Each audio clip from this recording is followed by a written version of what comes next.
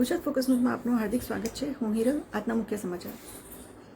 વૃદ્ધાશ્રમ એ ભારતીય સંસ્કૃતિ નથી જ, પરંતુ આજના કળિયુગની જરૂરિયાત તો છે જ। કમનસીબે સંયુક્ત કુટુંબ વ્યવસ્થા તૂટતા જતા ઘણા વ્યક્તિઓ નિરાધાર બનતા જાય છે। રાજકોટમાં છેલ્લા 10 વર્ષથી વિનુભાઈ બચુભાઈ નાગરેચા પરિસર સદભાવના વૃદ્ધાશ્રમ ચલાવવામાં આવે છે। આ વૃદ્ધાશ્રમમાં નાત જાત કે ધર્મના ભેદભાવ વિના જરૂરિયાતવાળા વૃદ્ધોને નિયમાનુસાર અને સંસ્થાની પ્રવેશ મર્યાદામાં આદરબર દાખલ કરી તમામ સુવિધાઓ વિનામૂલ્યે આપવામાં આવે છે। વૃદ્ધાશ્રમમાં દાખલ થતા જરૂરિયાતમંદ વૃદ્ધ વ્યક્તિઓ પાસેથી કોઈપણ ફી, ચાર્જ કે લવાજમ લેવામાં આવતું નથી।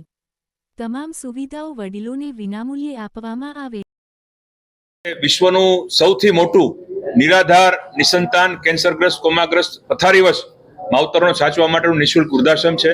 75 વીઘા જમીનમાં લગભગ 20 લાખ સ્ક્વેર ફૂટના બાંધકામ સાથે 1400 રૂમ સાથેનું આ સદભાવના વૃદ્ધાશ્રમ। ખાસ અમારો આવવાનો આશય એ છે કે અમારે માવતર જોઈએ છે। આપના કોઈના પણ ધ્યાનમાં કોઈ દિન હોય, દુઃખી હોય, નિસંતાન હોય, નિરાધાર હોય, પથારીવશ હોય, કોમાગ્રસ્ત હોય, આવું કોઈ પણ વડીલ આપના ધ્યાનમાં આવે તો સદભાવના વૃદ્ધાશ્રમ રાજકોટનો આપ સંપર્ક કરશો। અમે આજીવન એને ચરણ સ્પર્શ કરીને એમને આવકારશું અને એની સારવારથી લઈને તમામ વ્યવસ્થાઓ આજીવન અમે નિઃશુલ્ક કરશું।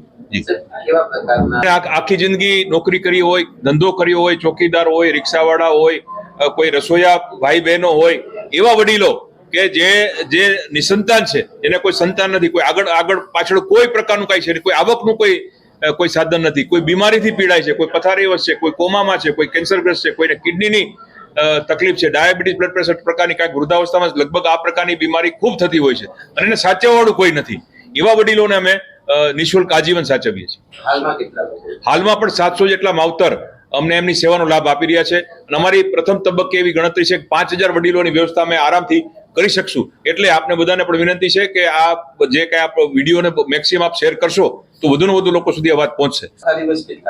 પથારીવશ અત્યારે લગભગ 400 જેટલા વડીલો છે, જે લગભગ ડાયપર ઉપર પણ છે। એને અમુક વડીલોને, અમુક માવતરને તો નળી વાટે પ્રવાહી તરીકે ખોરાક આપવો પડે છે અને ઓબ્ઝર્વેશન હેઠળ છે, એ પ્રકારના વડીલો પણ અત્યારે 400 જેટલા છે।